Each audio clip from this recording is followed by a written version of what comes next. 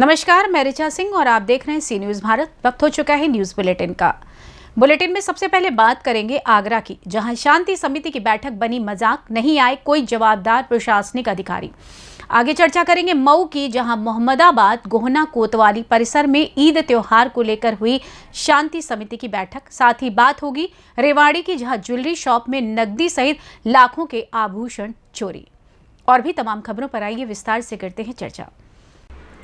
खबर आगरा से, जो मालवा के थाना क्षेत्र काडन की घटना है, जहां ईद और परशुराम जयंती को देखते हुए शांति समिति की बैठक की गई, लेकिन इस बैठक में ना तो कोई प्रशासनिक अधिकारी पहुंचा और न ही नगर के वरिष्ठ नागरिकों ने हिस्सा लिया। सिर्फ शांति समिति की बैठक में 8 पत्रकार, 2 जनप्रतिनिधि, 2 सामाजिक कार्यकर्ता और थाना प्रभारी संतोष पाठक उपस्थित रहे, जबकि नायब तहसीलदार कमल सिंह सोलंकी, नगर परिषद सीएमओ शिव सिंह चौहान नहीं रहे उपस्थित। जबकि ईद का त्योहार और परशुराम जयंती दोनों ही आ रही हैं, इसी को लेकर शांति समिति की बैठक रखी गई थी।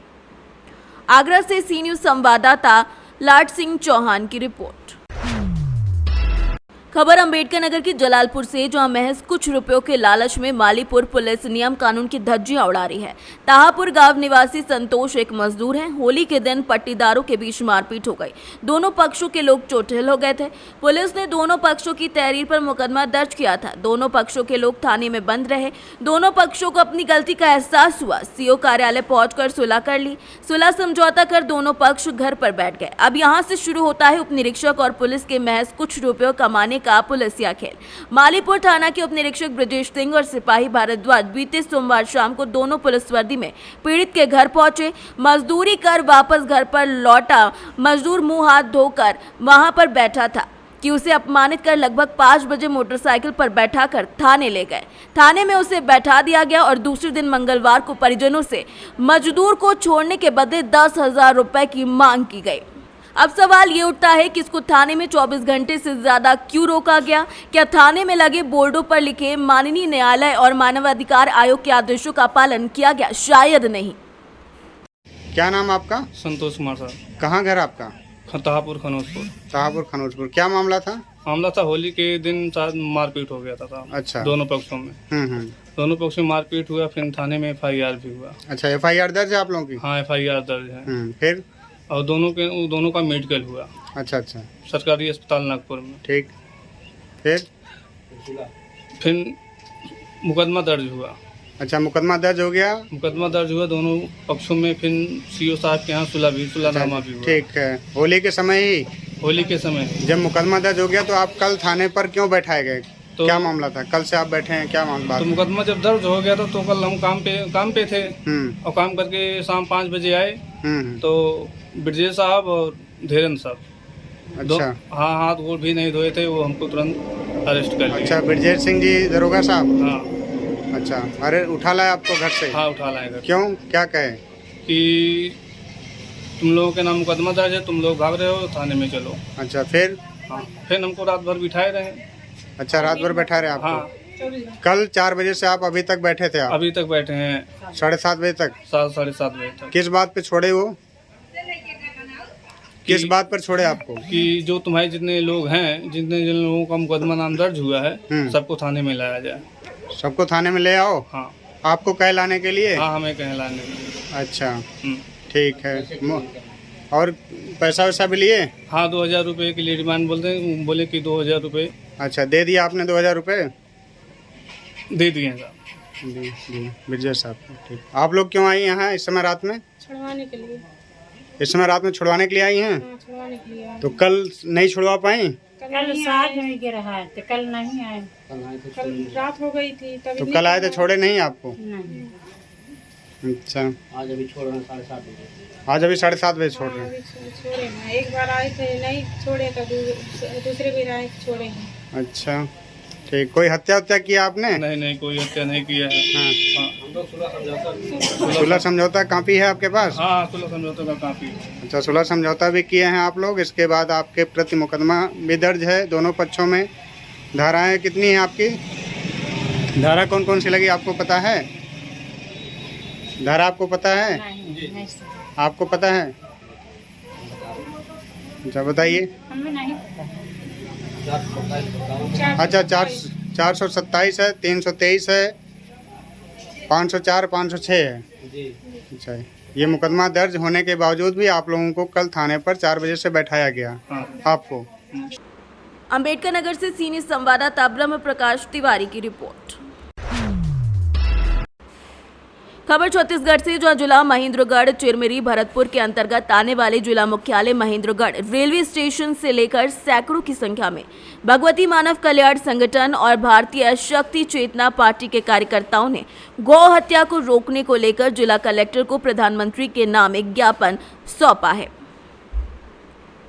आज भारतीय शक्ति चेतना पार्टी और भगवती मानव कल्याण संगठन के द्वारा गौवंश के संरक्षण तथा संवर्धन के लिए माननीय प्रधानमंत्री महोदय के नाम पर प्रत्येक जिले में गो अभयारण्य बनाने के लिए निवेदन किया है ज्ञापन के माध्यम से, और इस संबंध में प्राप्त हुआ है ज्ञापन। भारतीय शक्ति चेतना पार्टी द्वारा कलेक्टर में ज्ञापन दिया, किस विषय में दिया गया है, पूरे विस्तार से बताइएगा। भगवती मानव कल्याण संगठन एवं भारतीय शक्ति चेतना पार्टी के द्वारा गौ हत्या को रोक लगाने के लिए यहाँ एमसीबी कलेक्ट्रेट में ज्ञापन सौंपा गया है। इससे पहले भी पूरे भारत में भगवती मानव कल्याण संगठन एवं भारतीय शक्ति चेतना पार्टी के द्वारा गौ आहार हत्या को रोक लगाने के लिए ज्ञापन सौंपा गया है। छत्तीसगढ़ से सीनियर संवाददाता मुस्ताक कुरैशी की रिपोर्ट।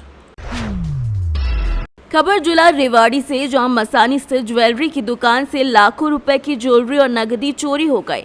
इतना ही नहीं, दुकान का सभी सामान भी बिखरा हुआ मिला। ज्वेलरी दुकान के संचालक ने इस चोरी का आरोप लगाया दुकान मालिक और उसके भाई और उनके बच्चों पर, लेकिन दुकान मालिक ने सभी आरोपों को निराधार बताया, जिसके बाद पुलिस ने पीड़ित की शिकायत पर मामला दर्ज कर जांच शुरू कर दी है। नरेश जी, ये दुकान आपकी? हाँ जी मेरी।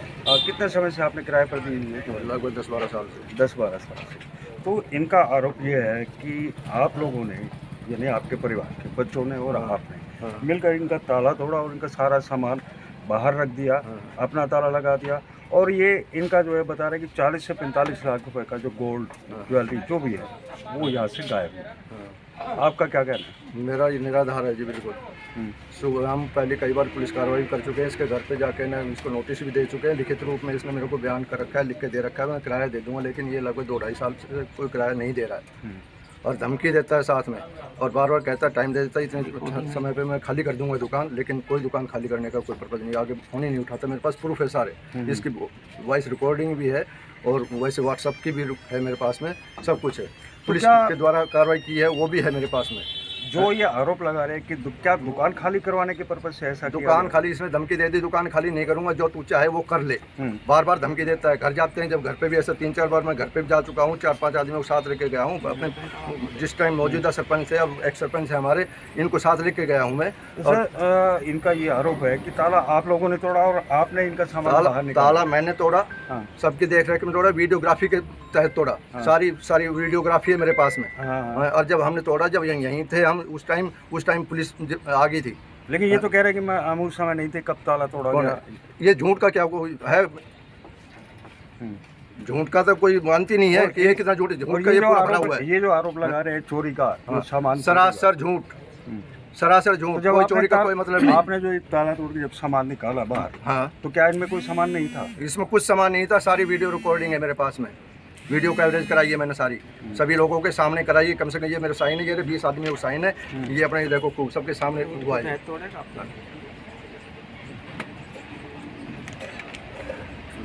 क्या नाम है आपका? जोरीमल नाम है जी मेरा। जोरीमल जी के रहने वाला हूँ। जोरीमल जी, आपकी दुकान में ये जो सामान बाहर पूरा का पूरा बाहर रखा हुआ है, क्या है मामला? मामला ये है जी, दुकान में चोरी कर ली दुकान मालिक ने। मैं किराए पर रहता हूँ करीबन 27-28 साल से। उसके बाद पता नहीं, मेरे पास तो 11:30 बजे यहाँ दुकान, पड़ोसी का फ़ोन आया, अब तेरी दुकान में चोरी कर लिए, कई जने देखिए हमने, लेकिन भाई हम बता ना सके, हमारी दुकान ने खाली करवाते हुए 4-5 बंदों के फ़ोन आए जो इनकी दुकानों में रहते हैं। 11:30 बजे के आसपास फ़ोन आया, फिर मैंने जो 112 नंबर पर कॉल किया, मौके पे यहाँ आके देखा तो ना दुकान में ताला दूसरा लगा हुआ है और मेरा सामान बाहर है, ना सोना है ना चांदी है। करीबन 40-45 लाख रुपया का माल था मेरा, सोना चांदी और कैश, और माल जो है मैंने खरीदा है वो 1 नंबर का खरीद रखा है, उसका GST बिल दोबारा मैं पेश कर दूँगा। दुकान का T नंबर भी है मेरे पास और दुकान का फिर T नंबर के बाद GST नंबर आया है तो GST भी मैंने ले रखा है। कौन है मालिक, क्या सूत्रों से पता चला, कौन थे ये लोग जो जिन्होंने ये लोग जी दो तो ये भाई है जी दुकान वाले, जिनकी दुकान रेंट पे ले रखी है और इनके बच्चे थे। अब इन्होंने रात ने ताला तोड़ के दूसरा लगाया है या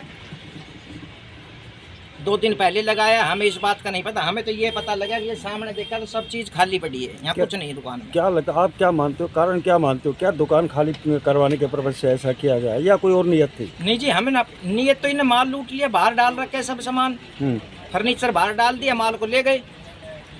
इनकी नीति का क्या पता जी। पुलिस को इन्फॉर्म कर दिया आपने? पुलिस को मैं जा रहा हूँ जी, मैंने 112 नंबर पर कॉल किया था, पुलिस मौके पर आई थी।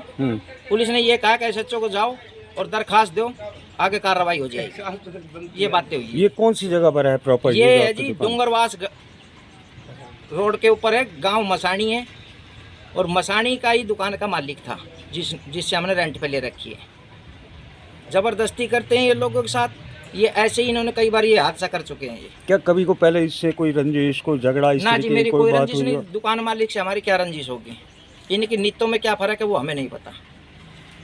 इस गांव के अंदर एक ज्वेलरी शॉप पर चोरी हुई है।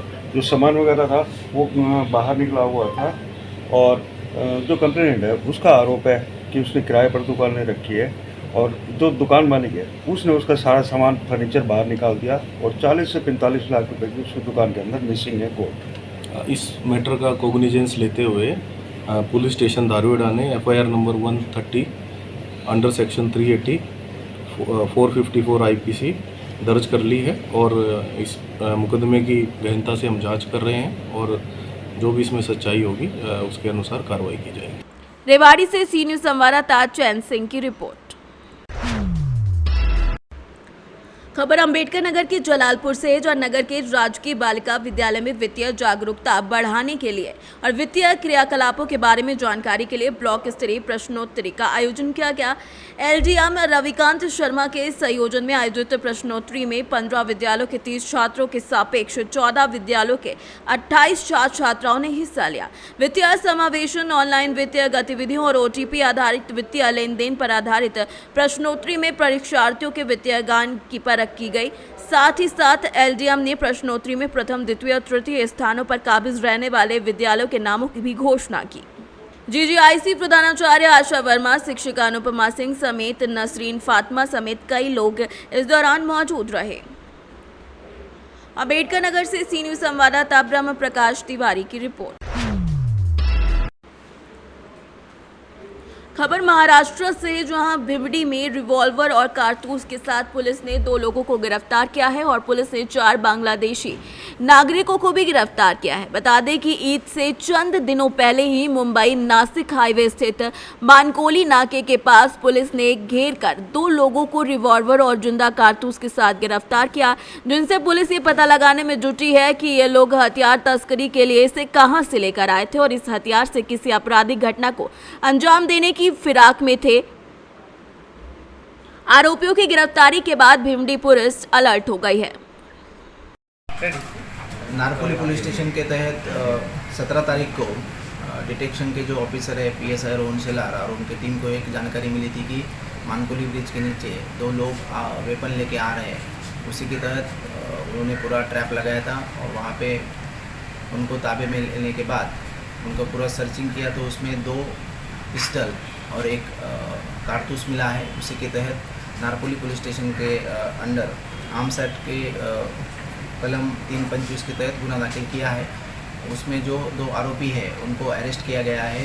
दोनों जो आरोपी है, एक गाजियाबाद का है और एक दिल्ली का है और उनको 24 तारीख तक पुलिस कस्टडी मिली है और उसमें हम आगे की जो इन्वेस्टिगेशन है वो जारी है कि उसमें उन्होंने वो वेपन कहाँ से लाए हैं और यहाँ पे किसको बेचने वाले थे, उसी के तहत आगे का तपास चालू है। सर इनका कोई पुराना रिकॉर्ड है क्या क्रिमिनल? नहीं, उनका जो पुराना रिकॉर्ड है अभी मतलब उनकी 24 तारीख तक पुलिस कस्टडी है। इसमें तपास में हम देखेंगे उनका कोई प्रीवियस क्रिमिनल रिकॉर्ड है क्या, वो चेक करेंगे। अभी तक तो कोई रिवील नहीं हुआ है। Thank you. इस वक्त हम भिवंडी के परिमंडल 2 डीसीपी ऑफिस में मौजूद है। आज हमने भिवंडी के डीसीपी साहब ने आज एक प्रेस कॉन्फ्रेंस रखा जिसमें पुलिस ने नारकोली पुलिस थाना ने 2 अपराधियों को गिरफ्तार किया जिनके पास से 2 कट्टा और कारतूस बरामद की है पुलिस ने। इसी तरह नारकोली पुलिस ने 4 बांग्लादेशी नागरिकों को भी गिरफ्तार की है। इसी तरह से पुलिस ने आज डीसीपी साहब की तरफ से एक प्रेस कॉन्फ्रेंस रखा गया जिसमें डीसीपी नवनाथ डोले साहब ने ये सख्त निर्देश सभी पुलिस स्टेशन को दे रखा है कि अगर कोई आपराधिक घटनाएं होती है तो उस पर कड़ी से कड़ी कार्रवाई की जाए। इसी क्रम में नारकोली पुलिस ने इतनी बड़ी कार्रवाई करते हुए 2 कट्टा के साथ 2 लोगों को गिरफ्तार किया और 4 बांग्लादेशी नागरिकों को भी गिरफ्तार किया है। कैमरामैन यार मोहम्मद रंगरेज के साथ मुस्तकीम खान, सी न्यूज़ भारत, भिवंडी। महाराष्ट्र से सी न्यूज़ संवाददाता मुस्तकीम खान की रिपोर्ट। फिलहाल के लिए न्यूज़ बुलेटिन में बस इतना ही। देश दुनिया की तमाम खबरों को जानने के लिए देखते रहिए सी न्यूज़ भारत।